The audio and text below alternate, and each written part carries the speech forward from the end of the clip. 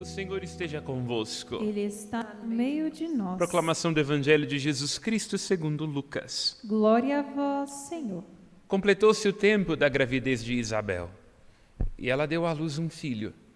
Os vizinhos e parentes ouviram dizer como o Senhor tinha sido misericordioso para com Isabel, e alegraram-se com ela.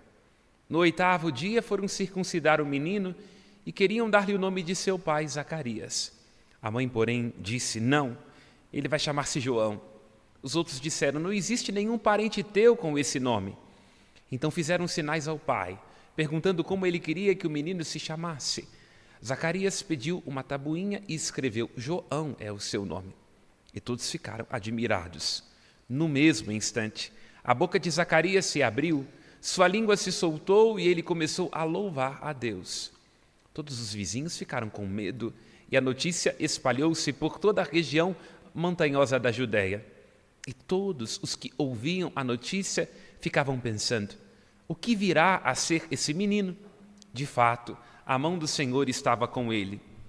Palavra da salvação. Glória a vós, Senhor. Pelas palavras do Santo Evangelho sejam perdoados nossos pecados. Amém. Continuamos nossa composição do acróstico do O, aquele que dá nome a uma das invocações da Virgem Maria. Ela é a Senhora do O. Dia após dia, começando com Sapientia, Adonai, Radix, Clave, Oriens, hoje Rex, o Rei, Senhor das Nações, pedra angular da Igreja, que vem salvar o homem e a mulher, um dia formado do barro. As Sagradas Escrituras, e assim nos convida com poesia a antífona do O, está presentificando o amor de Deus desde sempre e para sempre, que é retorno ao ponto de partida, lugar imemorial em que a bondade de Deus formou o homem. Esta mesma bondade, mesma sabedoria, mesma graça, veio salvá-lo na pessoa de nosso Senhor Jesus Cristo. Antes que viesse Jesus, o menino que é sol nascente, que vem do alto nos visitar para nos arrancar das trevas e sombras da morte em que nos encontramos. Esta é a primeira expressão que sai dos lábios de Zacarias, homem vacilante na fé, que no entanto testemunha a misericórdia de Deus. Este menino, antes que ele venha, deve vir a nós o seu mensageiro, que prepara o caminho. Aqui estamos no último versículo do Antigo Testamento, a profecia de Malaquias. Assim fala o Senhor Deus. Eis que eu envio o meu mensageiro, e ele há de preparar um caminho para mim. Logo chegará ao seu templo o dominador que desejais, o anjo da aliança que procurais. Muito pertinente, assim, colocar esta dimensão do desejo, porque somos o que somos como seres humanos por defeito, por pretexto, por ruína ou por encanto. Seres que desejam, que aspiram. A questão é se nós mordemos as coisas corretas nas horas corretas. O grande desejo, a aspiração de Israel é o Messias, porque o Messias, enquanto ungido, vem trazer graça, libertação, a paz. Ele é o príncipe da paz. E também o desejo dos nossos corações.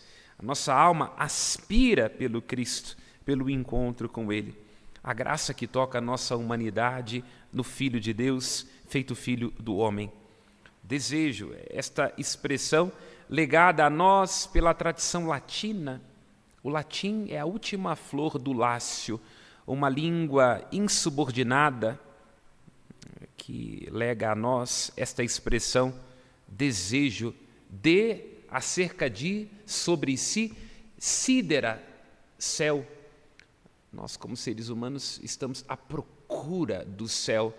Shakespeare diz, numa de suas peças, que nós somos da mesma matéria dos sonhos, e para sonhar adequadamente, não só com o que existe nesse mundo, com aquilo que caduca e se equivoca, temos que aceitar o convite do salmista. Acabamos de cantar.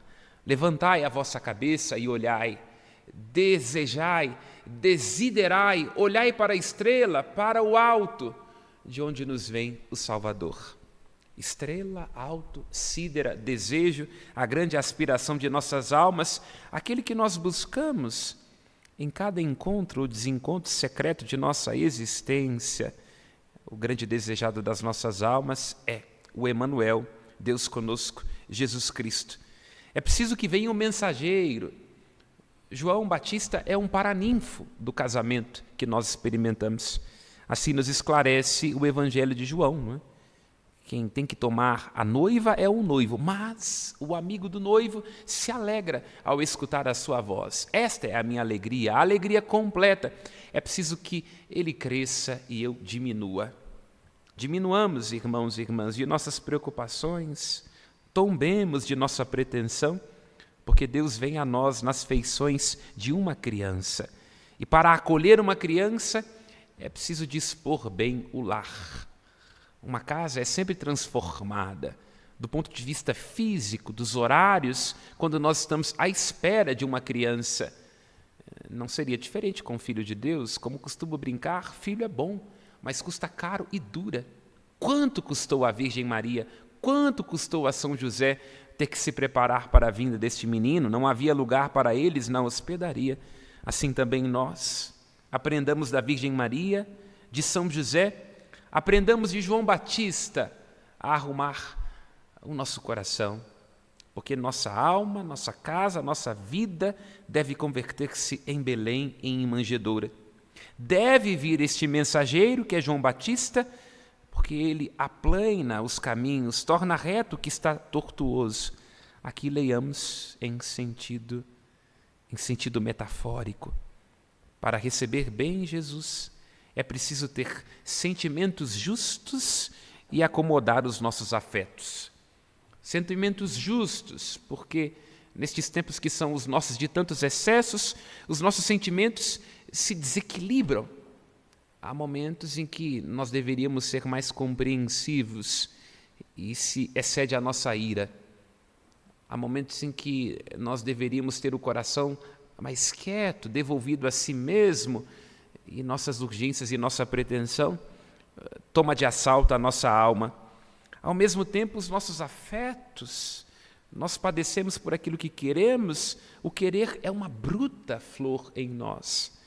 É preciso então que venha este mensageiro, este paraninfo, a semelhança de um casamento.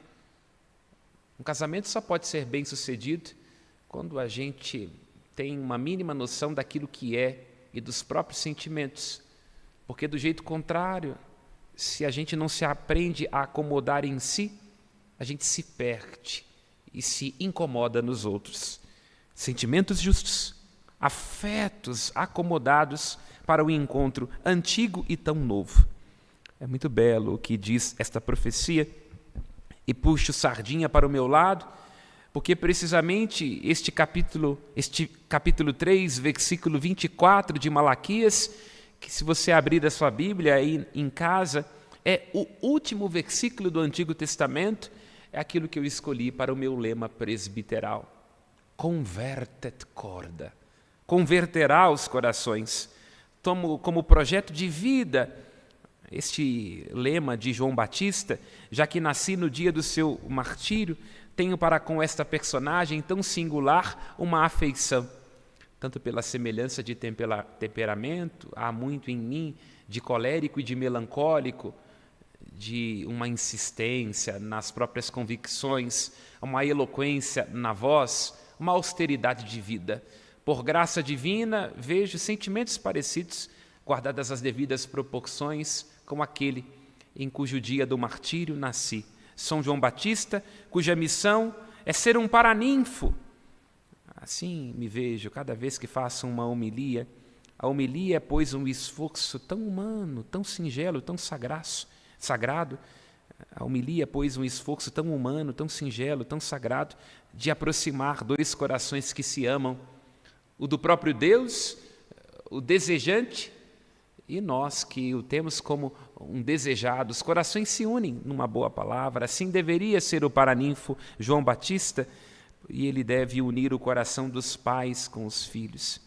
O que quer dizer isso? João Batista, Elias, aquele que deve vir antes do dia do Senhor, que faz converter os corações.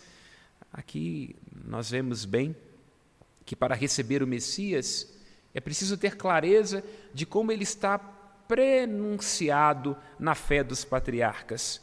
O Deus de Israel que não tem nome, que não tem templo, que não tem imagem, no entanto, chama-se a si de o Deus dos pais. Nós temos que trazer à mente, porque é uma experiência concreta da fé, porque o nosso Deus se revela no meio dos anseios humanos, Ele é o Deus dos patriarcas e das matriarcas. Pensemos a solidão de Abraão, arameu errante, as dores de Sara que não podia conceber. Pensemos a fragilidade de Isaac, que nunca sai da terra. Ao mesmo tempo, pensemos a sagacidade de Rebeca. A perseverança de Jacó, foge do seu irmão, vai para a terra de Labão e serve seu sogro na busca por ganhar o amor de Raquel. A belíssima poesia de Camões nos faz perceber a relação da espera de Jacó com o tempo do advento. Dias na espera daquele dia, mais anos serviria, se não fosse, lembra Camões, para tão longo amor, tão curta a vida. É assim, nesses anseios humanos, nesses sentimentos que se acomodam, nesses afetos que se encontram, que se dá o início da história da salvação. O Deus de Abraão e de Sara, o Deus de Isaac e de Rebeca, o Deus de Israel e de Raquel, é pois o Deus que nos dá o Salvador. Portanto, é a este ponto de partida, a este amor de um Deus, como lembra o profeta Isaías, no capítulo 51, que olha para a solidão de Abraão e de Sara, que nós entendemos toda a história da salvação, que se desabrocha em Maria, da qual nos nasceu o Salvador. Por isso, João, Elias devem vir antes para converter os corações. Converter, no hebraico, shuv, para fazer os corações voltarem-se na direção daquele ponto de partida, do amor do Deus que ama de um modo eterno, desde sempre e para sempre.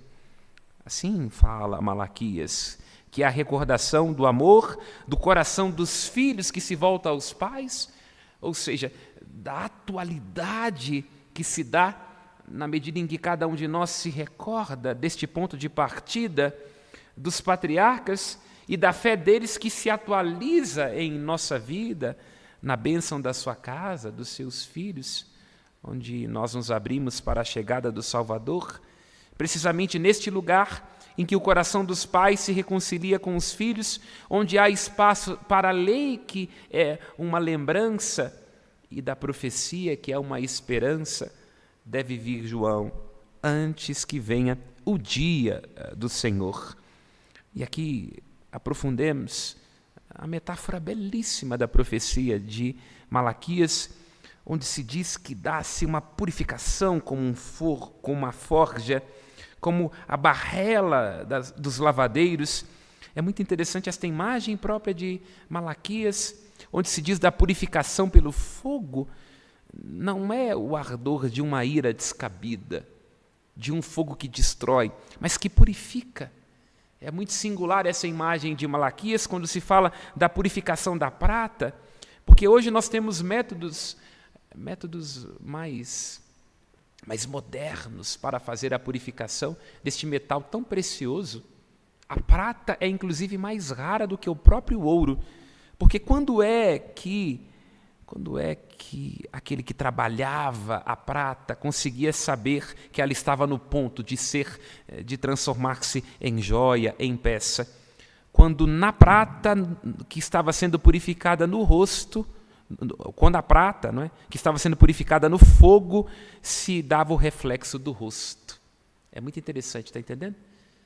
Assim como a prata vai sendo continuamente purificada no fogo, e num método antigo, quando o rosto passa a refletir, é o momento particular da fundição, assim é uma metáfora. O que é que está acontecendo nesta purificação de João Batista?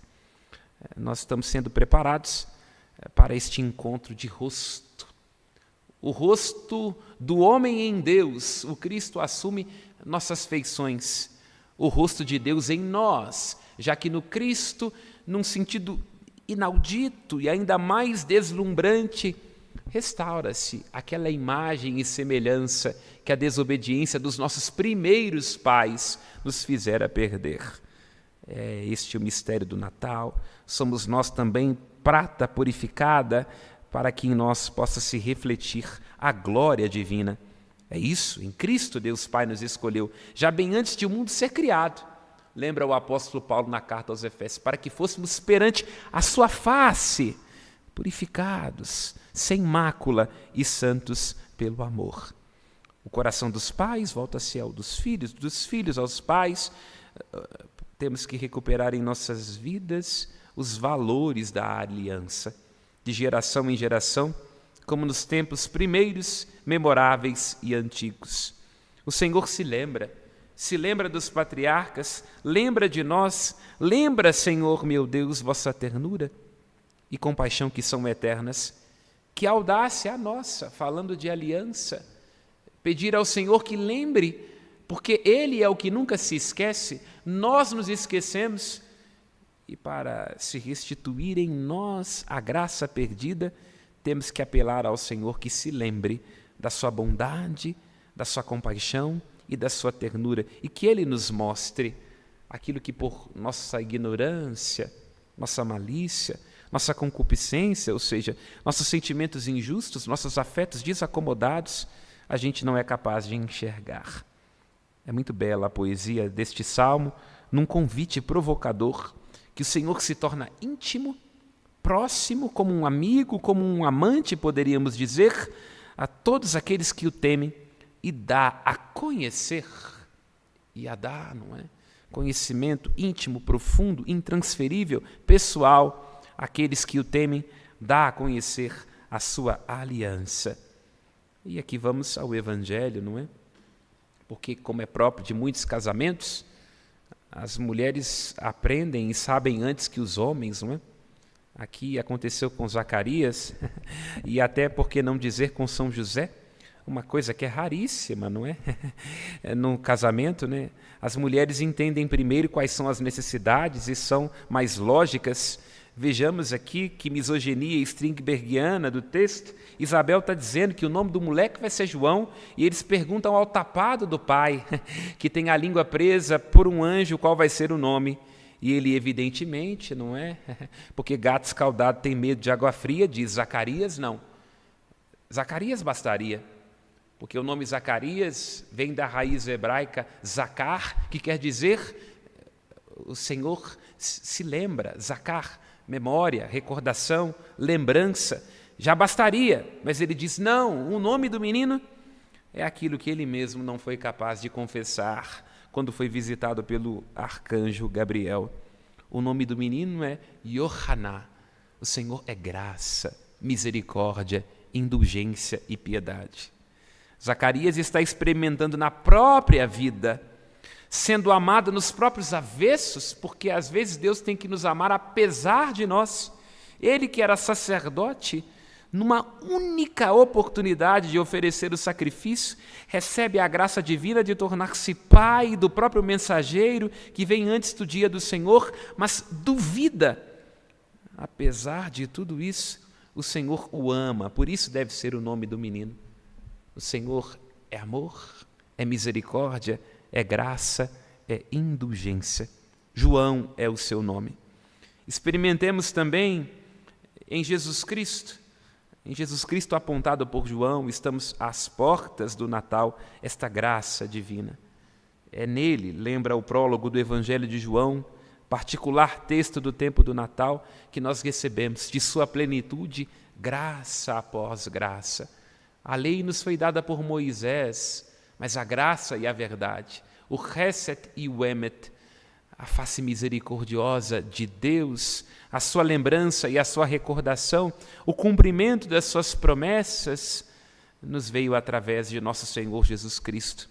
Tomemos no colo da Virgem Maria, tendo em nós os mesmos sentimentos dela, posse desta graça. O Rei, Senhor das Nações, pedra angular da Igreja, vem nos salvar. A nós que um dia fomos formados do barro, uma vez mais quer nos elevar à dignidade de filhos. E isto é graça de Deus. Louvado seja nosso Senhor Jesus Cristo.